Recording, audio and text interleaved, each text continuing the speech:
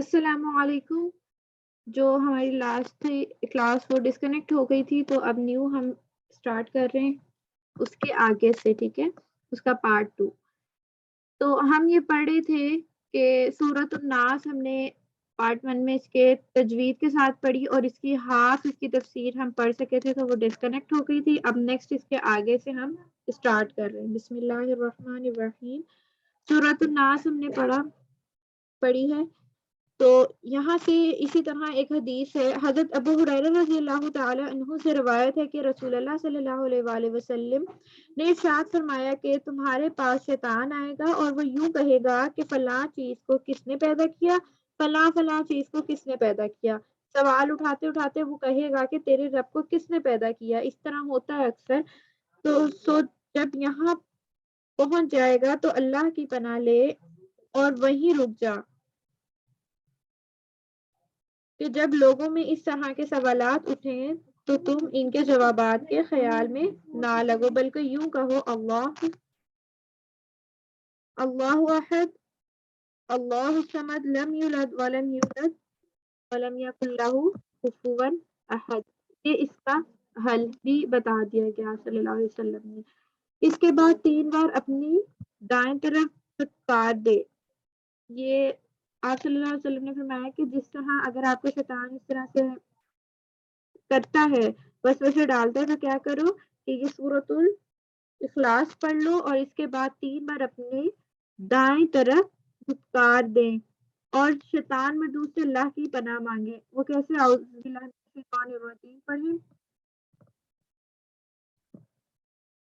اور حدیث میں یہ بھی فرمایا کہ شیطان تمہارے پاس آ کر یوں سوال اٹھائے گا کہ اللہ کو کس نے پیدا کیا۔ یہ ایمانیات میں وسوسے ڈالنے کی ایک مثال ہے۔ وسواس شیطانیہ کی ایسی مثال ہے جیسے بڑوں کا بھیڑوں کا چھتا ہو، اگر اسے چھیڑ دیا جائے تو بھیڑیں لپٹ پڑتی ہیں، پیچھا چھڑانا مشکل ہو جاتا ہے۔ اسی طرح جب ہمارے پاس شیطان وسوسے ڈالتا ہے ہمارے اندر، تو ہمیں کیا کرنا چاہیے کہ یہ پھٹکار دینا چاہیے اور تعوذ پڑھ کے اور یہ سورۃ الاخلاص پڑھنی چاہیے۔ رسول اللہ صلی اللہ علیہ وآلہ وسلم نے فرمایا کہ وسوسہ آئے تو اس کو وہی چھوڑ دیں اور آگے نہ بڑھائیں، اگر آگے بڑھاتے رہے تو مصیبت میں پڑ جائیں گے، چھٹکارا مشکل ہوگا۔ یہ مشورہ بہت کامیاب ہے اور مجرب ہے۔ اسی طرح شیطان ایمان کا ڈاکو ہے، ایمان کی دولت سے محروم کرنے کے لیے وسوسے ڈالتا ہے۔ کافروں کے بارے میں بھی شیطان کی یہ کوشش رہتی ہے کہ وہ کافر اور شرک پر جمے رہیں، کیونکہ وہ خود تو اس طرح سے کام کر رہا ہوتا ہے، اور اہل ایمان کے بارے میں اس کی یہ کوشش ہوتی ہے کہ ایمان سے پھر جائے، ان کا بہت پیچھا کرتا ہے اور مختلف طریقوں سے وہ ستاتا ہے، ان میں وسوسے ڈالتا ہے اور ایمانیات اور اعتقادیات کے بارے میں شک ڈالنے کی کوشش کرتا ہے اور برے وسوسے ڈالتا ہے۔ اللہ تعالیٰ کی ذات اور صفات، علم اور قدرت وغیرہ کے بارے میں شیطان طرح طرح کے سوالات اٹھاتا ہے، جبکہ ان سوالات اور ان کے جوابات پر ایمان موقوف نہیں۔ پھر جب بندہ ان سوالات کے جوابات نہیں دے پاتا تو شیطان کہتا ہے کہ تو کافر ہو گیا، لہٰذا سارے سوالات کے جوابات نہیں پاتا تو شیطان سے کہہ دے کہ بھاگ، تو خود ہی کافر ہے، تجھے میرے اسلام کی کیا فکر پڑی ہے۔ اگر شیطان کے ساتھ ساتھ چلتے رہیں ہم اور اس کے شکوک و شبہات پہ اور وسوسوں کا ساتھ دیتے رہے تو کافر بن جائیں گے اور وہ کافر بنا کر ہی چھوڑے گا۔ رسول اللہ صلی اللہ علیہ وآلہ وسلم نے ان وسوسوں کا علاج بتا دیا کہ وسوسہ آئے تو وہی رک جائے اور بائیں طرف کو 3 بار تھوکنے اور اعوذ باللہ من الشیطان الرجیم پڑھ لے۔ یہ تھوکنا شیطان کو ذلیل کرنے کے لیے ہے۔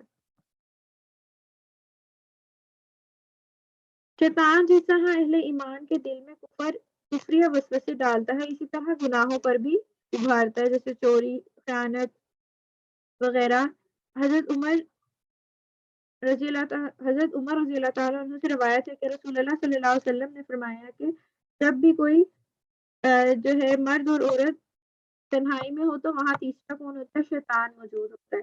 تو اس میں نامحرم عورتوں کے ساتھ تنہائی میں وقت گزارنے کی ممانعت فرمائی، کیونکہ شیطان مرد اور عورت کے جذبات کو بڑھاتا ہے اور برا کام کرنے میں آمادہ کرتا ہے۔ ایک حدیث میں ہے کہ عورت چھپا کر رکھنے کی چیز ہے، جب وہ باہر نکلتی ہے تو شیطان طاق میں لگ جاتا ہے۔ تو یہ جو وسوسے سب کے دلوں میں آتے ہیں کہ جو ہے ہمیں کس نے پیدا کیا، پھر تیرا رب کون ہے، پھر اس رب کو کس نے پیدا کیا، تو اس سے آگے آپ نہ بڑھیں تو کیا کر لیں، وہاں پہ ہی رک جائیں اور سورۃ اخلاص اور تعوذ پڑھ لیں اور اس کو پناہ مانگے اس سے۔ ایک حدیث میں ہے کہ اچھا جی، عورت باہر نکلی اور شیطان نے اسے تاکنا، نظریں اٹھا کر دیکھنا اور گزرنے والوں کو اس سر کی طرف متوجہ کرنا شروع کر دیا۔ شیطان کی ایک دوسرے کے خلاف بدگمانی کے وسوسے بھی ڈالتا ہے جو انسانوں میں اثر کر جاتے ہیں۔ ایک مرتبہ رسول اللہ صلی اللہ علیہ وسلم اعتکاف میں تھے کہ آپ کی ازواج میں سے حضرت صفیہ رضی اللہ تعالیٰ عنہ اعتکاف میں تھے، تو حضرت صفیہ رضی اللہ تعالیٰ عنہ اعتکاف کی جگہ میں زیارت کرنے کے لیے آئیں اور کچھ دیر تک باتیں کرنے کے بعد جب واپس ہونے کے لیے کھڑی ہوئی تو آپ بھی ان کے ساتھ اٹھے تاکہ ان کو مسجد کے حدود میں رہتے ہوئے رخصت کر دیں۔ اسی وقت وہاں سے دو انصاری صاحب نکلے۔ جب انہوں نے آپ صلی اللہ علیہ وسلم کو دیکھا تو تیزی سے چلنے لگے۔ آپ نے فرمایا تم ٹھیک اپنی رفتار کے موافق چلتے رہو، یہ میری بیوی صفیہ رضی اللہ تعالیٰ عنہا ہے۔ وہ کہنے لگے سبحان اللہ، اللہ کے رسول صلی اللہ علیہ وسلم، کیا آپ کے بارے میں بھی کوئی بدگمانی کر سکتے ہیں؟ تو آپ صلی اللہ علیہ وسلم نے کیا فرمایا کہ بلا شبہ شیطان انسان کے اندر خون کی طرح چلتا ہے، پھر مجھے یہ خطرہ ہوا کہ کہیں شیطان تمہارے دلوں میں کوئی برا خیال نہ ڈال دے۔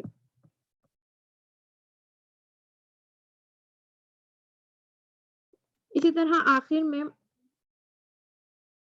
من الجنتی والناس فرمایا، یہ بتایا کہ یہ وسوسہ ڈالنے والے صرف جنات ہی نہیں ہوتے بلکہ انسان بھی ہوتے ہیں۔ انسانوں کا وسوسہ ڈالنا اندر داخل ہو کر تو انسانوں کا وسوسے ڈالنا اندر داخل ہو کر تو نہیں ہوتا، البتہ باہر سے ہی وہ زبانی طور پر اقوال کرتے اور وہ وسوسے ڈالتے ہیں۔ اس طرح سے آپ نے بھی دیکھا ہوگا کہ ایک دوسرے کی چغلیاں کی اور ایک دوسرے کے اس میں وسوسے ڈالنے لگے انسان، اور شیطان تو یہ کرتا ہے نا کہ اندر جا کے وہ وسوسے ڈالتا ہے انسان کے دل میں، تو انسان کیا کرتے ہیں، وہ زبانی کا اقوال سے وسوسے ڈالتے ہیں، جسمانی حرکات اور اعمال کے ذریعے وسوسے ڈالتے ہیں، یعنی انسان کو راہ حق سے ہٹانے اور کفر شرک کی معاصی میں فائدہ بتانے، دنیاوی منافع سمجھانے اور بتانے کی کوشش کرتے ہیں۔ آج کل تو انسانی وسوسوں اور گمراہی کے آلات کی کثرت ہو گئی ہے، وہ کیسے زبانی باتیں، لیڈروں کی تقریریں، بے شرمی پھیلانے والے اخبارات، رسالے وغیرہ، ٹیلی فون، انٹرنیٹ جیسی انسان میں برائی کے جذبات داخل کرتی ہیں۔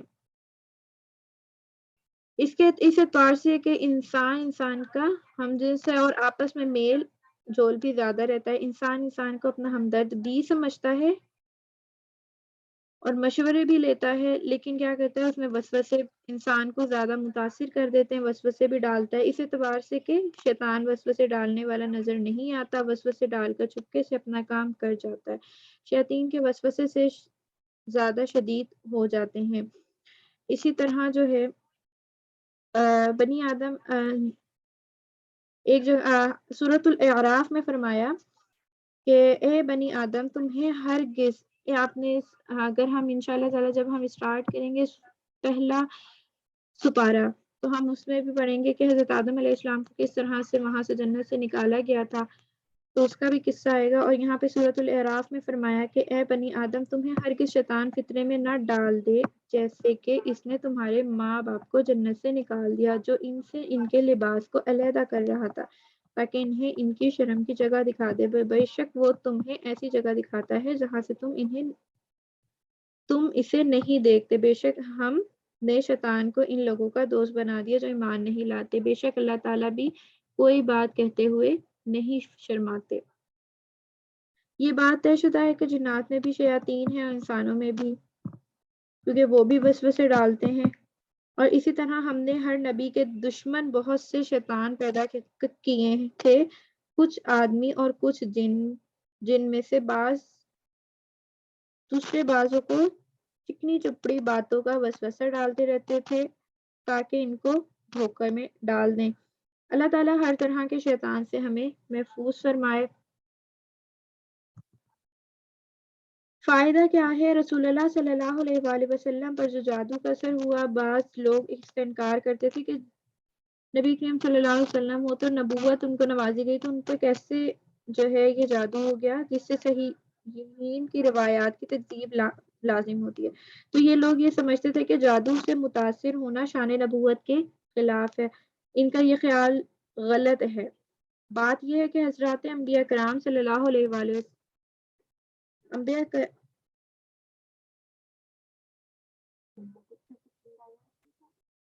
حضرات انبیاء کرام بشر تھے، انسان تھے وہ بھی، تو ان پر بھی یہ جو جنات کے اثر وغیرہ اور یہ شیطان کا طاری ہونا ہو جاتے تھے، شیطان وسوسے ڈال دیتے تھے، بشریت کے اثرات ان پر بھی طاری ہو جاتے تھے، ان کے اجسام تکالیف سے بھی متاثر ہوتے تھے۔ ایسا نہیں تھا کہ ان کو نبوت نوازی گئی تو ان کو کوئی تکلیف نہیں پہنچتی تھی یا وہ تکلیفوں سے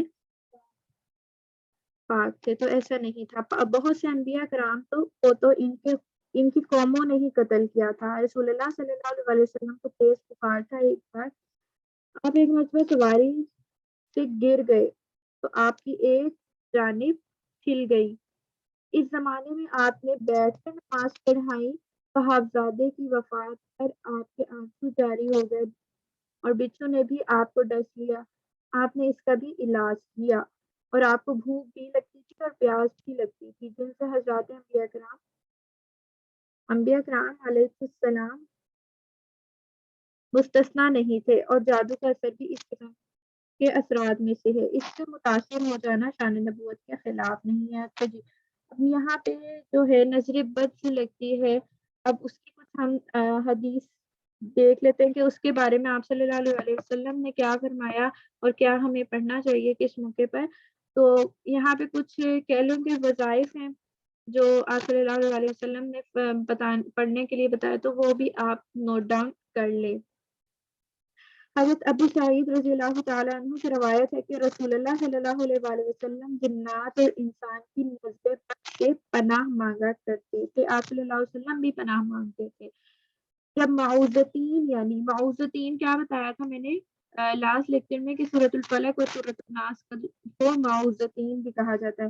تو معوذتین یعنی سورۃ الفلق اور سورۃ الناس نازل ہوئی تو آپ نے ان دونوں کو پکڑ لیا اور ان کے سوا استعاذہ کی باقی دعائیں کو چھوڑ دیا، یعنی انہی کو آپ صلی اللہ علیہ وسلم پڑھا کرتے تھے جب یہ نازل ہوئی۔ تو بات یہ ہے کہ جب کوئی شخص سورۃ قل اعوذ برب الفلق پڑھتا ہے تو ہر اس چیز کے شر سے اللہ کی پناہ لیتا ہے جو اللہ نے پیدا کی، رات کی شر سے بھی پناہ لیتا ہے، گروہوں میں دم کرنے والی عورتوں کے شر سے بھی، یعنی جو جادو کرتی ہیں اور جو جادو کرتی ہیں حسد کرنے والے کے شر سے بھی پناہ لیتا ہے، اور جو سورۃ الناس پڑھتا ہے جب تو سینوں میں وسوسہ ڈالنے والے شر سے پناہ لیتا ہے۔ ان چیزوں کے شر سے پناہ بچنے کے لیے دعا کی جاتی ہے، اسی لیے ان دونوں صورتوں کا پڑھنا ہر طرح کے شر و بلا، مصیبت اور جادو کے توقع سے محفوظ رہنے کے لیے مفید ہے۔ تو اب کرنا کیا ہے، ان کو سورۃ الاخلاص کو صبح شام 3 بار پڑھیں اور دیگر اوقات میں بھی ورد رکھیں، کیونکہ بچوں کو اگر نظر لگ جاتی ہے اور تکلیف ہوتی ہے تو ان دونوں کو پڑھ کر دم کریں، بچوں کو یاد کرا دے، دکھ تکلیف میں بھی ان سے پڑھوائیں سورۃ الفلق اور سورۃ الناس۔ جب اس کو نظر لگ جاتی ہے، تکلیف ہو جاتی ہے، تو اس کے اوپر یہ دم کر کے پڑھ کے اور ان پہ دم کر دیں، اور سورۃ الاخلاص 3 بار صبح اور 3 بار شام کو پڑھیں۔ پریشانی کے وقت حضرت عقبہ بن عامر رضی اللہ تعالیٰ عنہ فرماتے ہیں کہ میں سرور عالم صلی اللہ علیہ وآلہ وسلم کے ہمراہ سفر میں تھا، اچانک آندھی آئی اور سخت اندھیرا ہو گیا۔ حضور صلی اللہ علیہ وسلم سورۃ قل اعوذ برب الفلق اور قل اعوذ برب الناس کے ذریعے اس مصیبت سے اللہ کی پناہ مانگنے لگے۔ جب آندھی بھی آئی تو آپ صلی اللہ علیہ وسلم نے اس کی پناہ مانگی۔ اچھا، جو میں نے آپ کو بتایا مریم اگین بتا دوں تو سورۃ الاخلاص 3 بار صبح اور 3 بار شام کو، اور اگر نظر لگ جاتی تو ایک بار سورہ فلق سورہ ناس پڑھ کے دم کر دیں۔ اور کیا میں نے آپ کو بتایا جب آندھی کے وقت آپ صلی اللہ علیہ وسلم بھی یہ والی دعا پڑھتے تھے، یہ پڑھا کرتے تھے، سورۃ الفلق پورے پڑھا کرتے تھے، سورۃ الناس پڑھا کرتے تھے۔ تو حضرت عقبہ بن عامر فرماتے ہیں کہ آندھی کے وقت بھی میں نے آپ صلی اللہ علیہ وسلم کو اس مصیبت سے اللہ کی پناہ مانگنے لگے تھے، ایسا میں نے دیکھا تھا۔ تو ان کو پڑھنے لگے اور فرمایا کہ عقبہ ان صورتوں کے ذریعے اللہ کی پناہ حاصل کرو، کیونکہ ان جیسی اور کوئی چیز نہیں جس کے ذریعے کوئی پناہ لینے والا پناہ حاصل کرے۔ یہ دو ایسی صورتیں ہیں جو آپ صلی اللہ علیہ وسلم پڑھا کرتے تھے بہت۔ حضرت عبداللہ بن خبیب فرماتے ہیں کہ ایک مرتبہ ہم ایسی رات میں جس میں بارش ہو رہی تھی، سخت آندھی بھی تھی، حضور صلی اللہ علیہ وسلم کو تلاش کرنے کے لیے نکلے، چنانچہ ہم نے آپ کو پا لیا۔ آپ صلی اللہ علیہ وسلم نے فرمایا کہو۔ میں نے عرض کیا کیا کہوں؟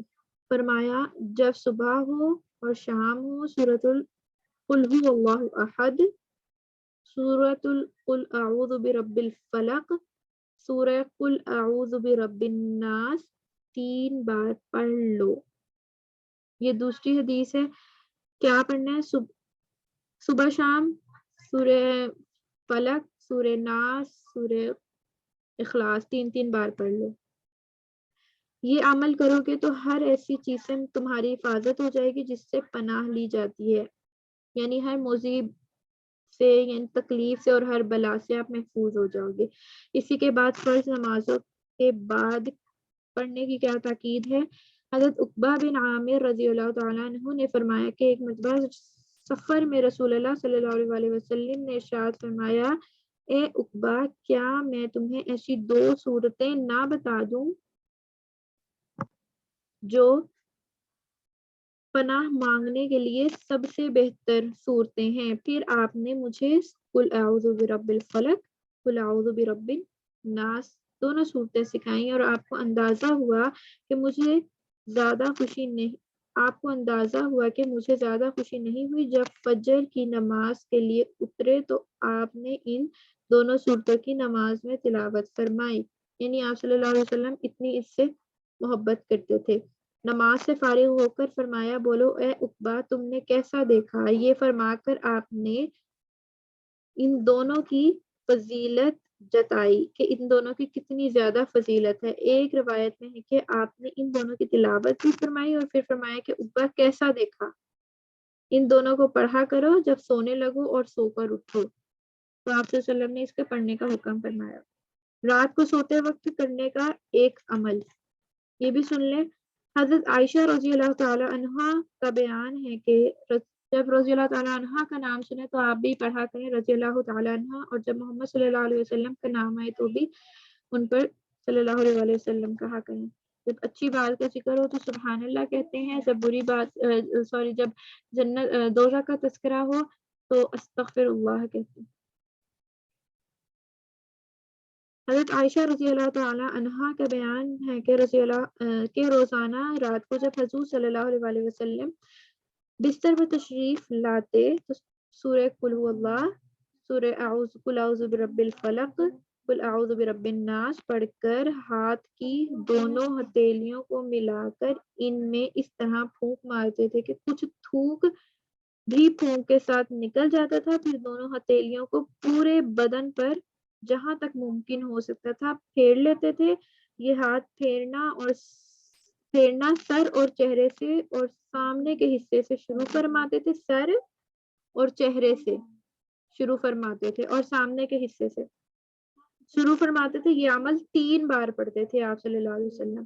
تو یہ آپ سب نے بھی کرنا ہے انشاءاللہ۔ اللہ تعالیٰ ہمیں بھی عمل کی توفیق کرے۔ آج سے آپ نے جو باتیں سنی ہیں وہ کرنی ہے انشاءاللہ۔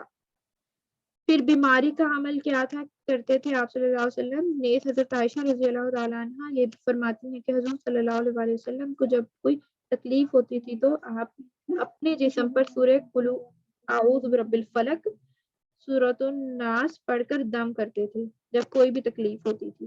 جس کا طریقہ اوپر گزرا ہے۔ اوپر کیسے گزرا ہے کہ پہلے وہ 3 بار پڑھ لیتے تھے اور پھونک ہتھیلی میں مارتے تھے اور تھوک بھی کچھ نکلتا تھا اس میں، اور اپنے سر اور چہرے سے شروع کرتے تھے اور سامنے کے حصے سے پورے بدن پہ اس کو پھیرتے تھے۔ پھر جس مرض میں آپ کی وفات ہوئی اس میں یہ کرتی تھی کہ اس میں حضرت عائشہ فرما رہی ہیں کہ میں یہ کرتی تھی کہ دونوں صورتیں پڑھ کر آپ صلی اللہ علیہ وسلم کے ہاتھ پر دم کر دیتی تھی، پھر آپ کے ہاتھ کو آپ کے جسم پر پھیر دیتی تھی. ٹھیک ہے، جب کوئی بیمار ہو تو یہ اس طرح سے کرنا ہے. اور دم کیا ہوتا ہے کہ دم صرف پھونکنے کو نہیں کہتے، دم یہ ہے کہ پھونک کے ساتھ تھوک بھی کچھ نکلتا ہے، تو دم اس طرح سے. حضرت ابن عباس سے روایت ہے کہ ایک شخص نے نبی کریم صلی اللہ علیہ وسلم سے عرض کیا کہ سب اعمال میں کون سا عمل افضل ہے؟ آپ نے فرمایا تم حال اور مرتحل والے شخص کا عمل اختیار کرو. صحابہ نے عرض کیا یا رسول اللہ، حال اور مرتحل کا کیا مطلب ہے؟ فرمایا اس سے صاحب قرآن مراد ہے اور وہ قرآن کو پڑھتا چلا جاتا ہے یہاں تک کہ جب آخر تک پہنچتا ہے تو پھر اول پر پہنچ جاتا ہے. جب کبھی بھی پڑھتا ہے پھر شروع سے اسٹارٹ کر دیتا ہے، پھر شروع کر دیتا ہے. مطلب کہ جو قرآن کو پڑھتا رہتا ہے ڈیلی روٹین میں، جب قرآن مکمل ہو جاتا ہے تو اس کے پیچھے سے پہلے پارے سے اسٹارٹ کر دیتا ہے. اس طرح سے یہ مطلب ہے اس کا. امام ابن الجزری رحمت اللہ علیہ نے النشر میں اس مضمون کی حدیث گانے سے بھی نقل کی ہے اور عموماً یہ روایات حضرت ابن عباس سے بھی مروی ہیں. تو یہاں تک جو ہے ہم نے کچھ اس کو سیکھا ہے. ہم نے یہاں تک آج کا ہمارا جو ہے لیکچر تھا،